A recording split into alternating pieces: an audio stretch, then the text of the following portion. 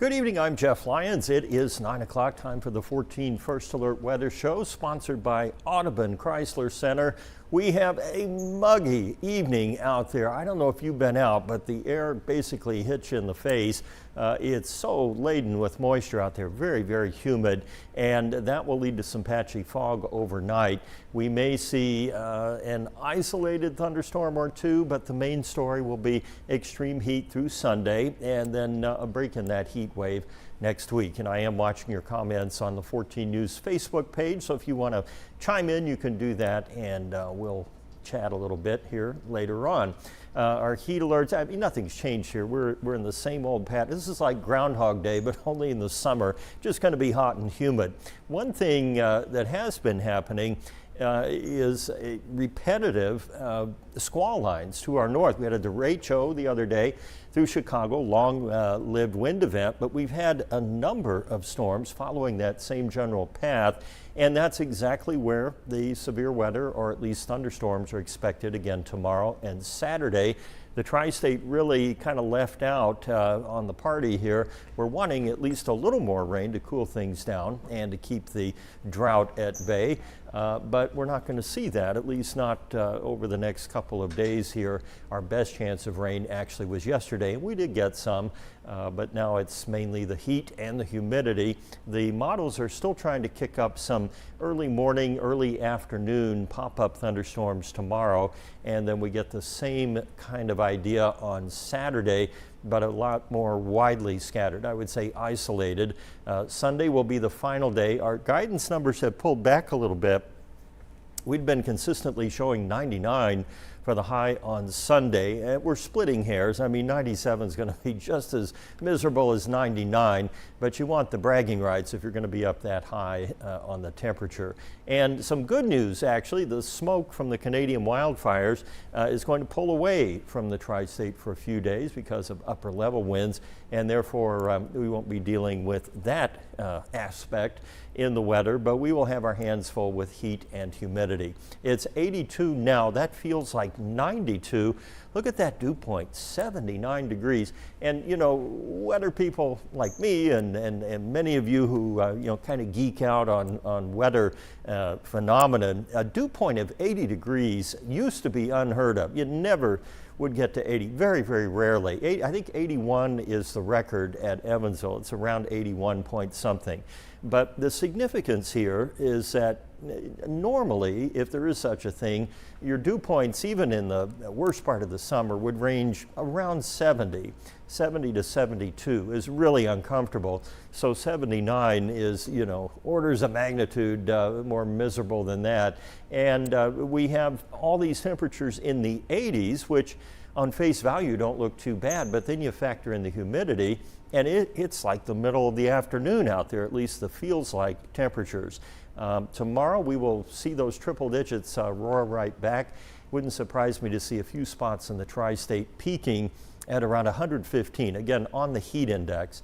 Lows this morning, because of some rain yesterday, got down to 73, and we actually did hit 90. Now the high temperature is reported every afternoon at 4:30, and then it will be amended with the climate information that comes in after midnight for the day before. So we will show a 90 and therefore keep our string of 90 days, 90-degree days intact. And if you were outside at all today, you could tell that nothing had really changed by the afternoon. We had that cooler start because of the rain in the morning, but it wore off quickly during the afternoon. Now that rain has benefited us. We are ahead on rainfall by about 7/10 of an inch, and our average temperature is approaching 2 degrees warmer than normal. I believe by the weekend we'll be looking at a 3.5 or even a 4 degree plus on average temperature there above where it would normally be. So you're going to be paying more to cool your house at these levels and with this humidity. The big map has really no major feature on it. Like, we don't have a big cold front, we don't have any tropical systems, but we do have this unsettledness right across the Midwest here.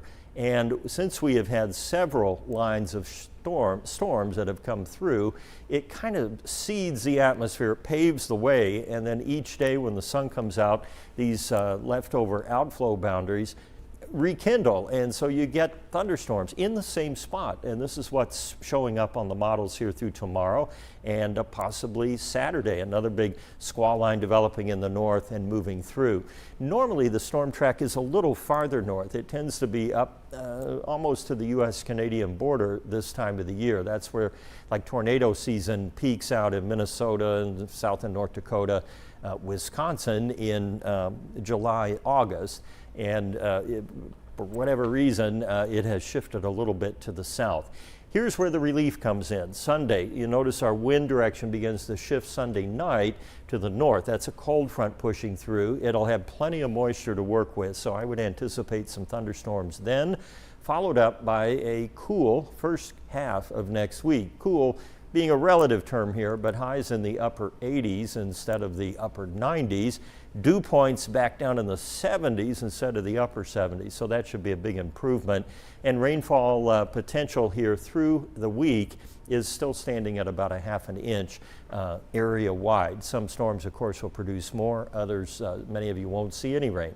77 with partly cloudy tonight, and then 97 tomorrow with sunny skies out there and a dangerous heat index that will go all the way through to Sunday. First alert weather days covering that hazard. And then next week we kind of pull back to what I would consider to be more normal August weather, which would be closer to 90 and lows at night closer to 70 or even upper 60s. Our temperature should stay warmer than normal through the 27th of the month, so we're getting through the end of August now without really any significant change, and near or drier than normal on rainfall. I pulled out a Christmas picture here tonight, hopefully to cool you down a little bit. That's Oreo amongst the gifts. So now's the time that we look at your questions and comments and see what's on your mind here. Hopefully we can make this enjoyable for all.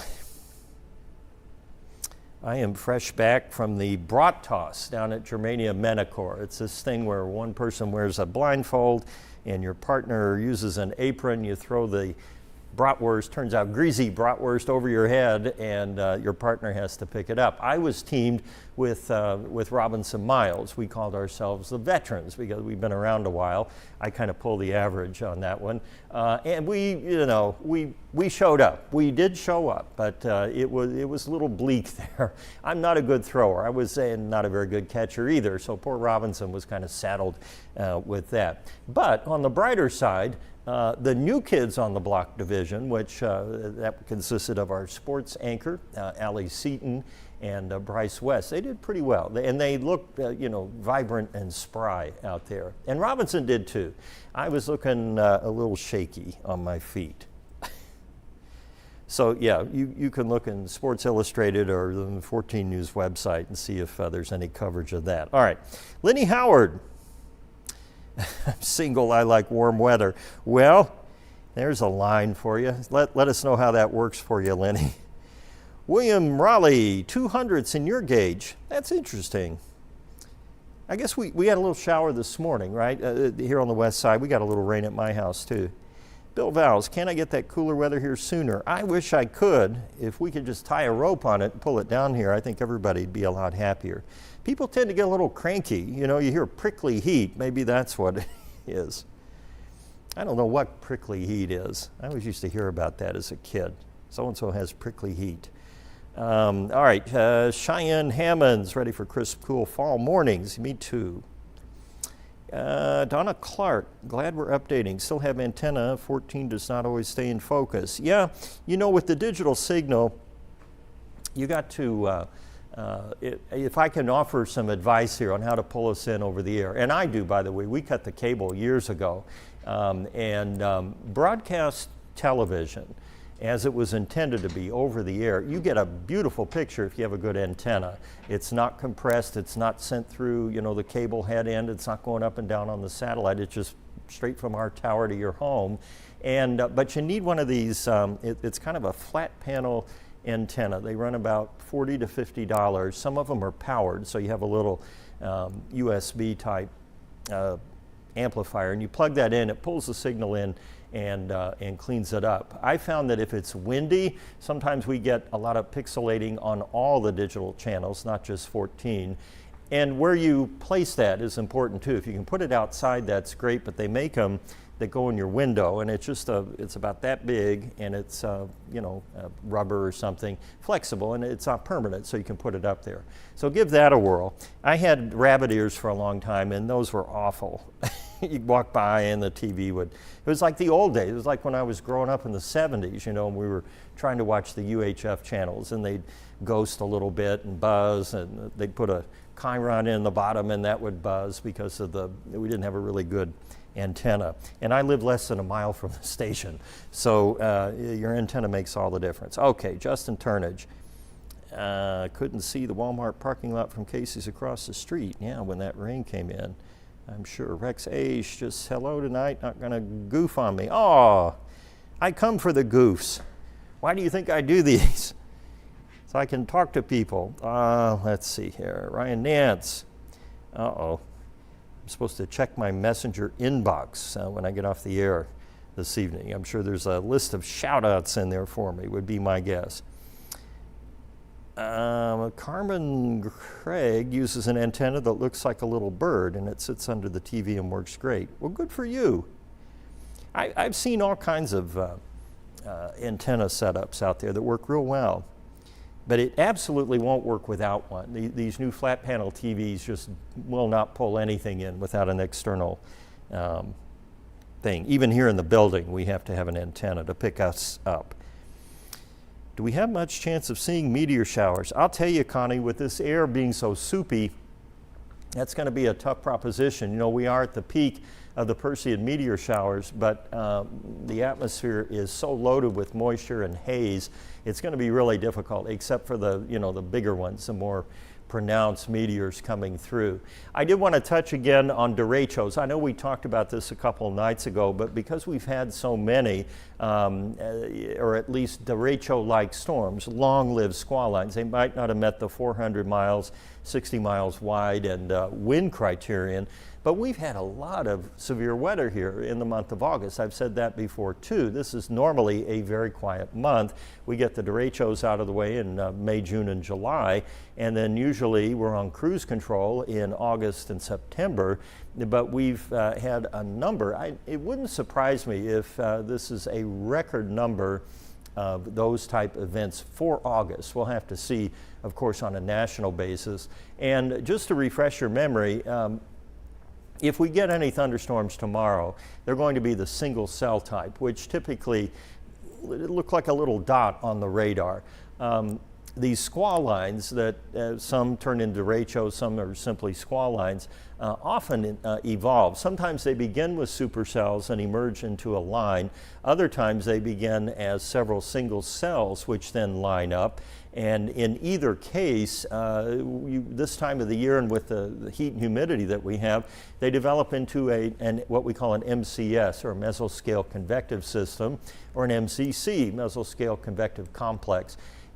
I just call them squall lines because nobody knows what the other thing means, but the sum of all those parts is you get the big shelf cloud, you get the gusty winds, and you get heavy rainfall and sometimes embedded tornadoes. We get a lot of tornadoes embedded in the QLCS, or quasi-linear convective system. And those, as we've mentioned many times, very difficult to detect on radar and even when you're in the field because of rain wrapping and things like that. But these are the four flavors that we get. Most of our storms are in that single cell category. You really don't want supercells if you can help it. So that's an editorial comment, but I think we'd all agree we could live without any more supercells this year. Justin Turnage says his 4K upconverts 14 looks amazing. Dolby Digital Surround Sound. Sunday Night Football is awesome. It is. And of course we carry, when we're carrying NFL football, we pass that through, right? It doesn't come through our processing here at the station. So you get it pretty much as it was intended to be seen. Real crisp and good sound and everything. And we have that here too going out, but it's different with 4K. I'm not sure if the networks are actually broadcasting in 4K. I should probably know that.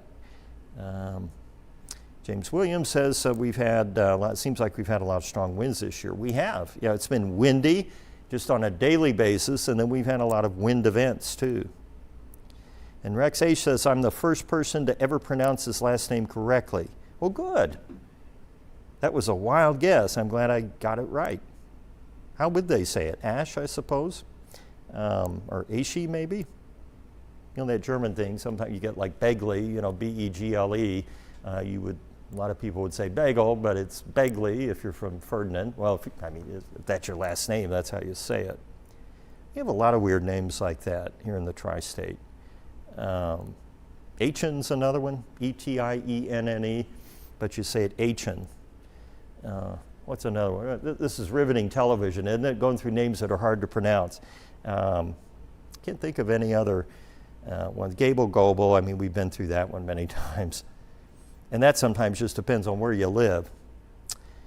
All right, and Justin Turnage on the technical circuit here, hoping the Evansville market gets ATSC3 next gen soon. Yes, all the stations, broadcasters are required to upgrade to that here. I don't know what the time horizon is on that. ATSC3 will allow more local casting. I'm not exactly sure how to even explain what it does, other than it can be somewhat more targeted for your locale.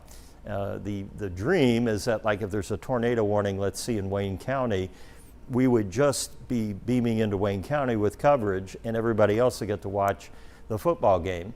That's the promise. Now, whether or not that will actually be the way it works out, we don't know. When we made the conversion from analog TV over to HD, which was in 2010, I think, 2009 or 10,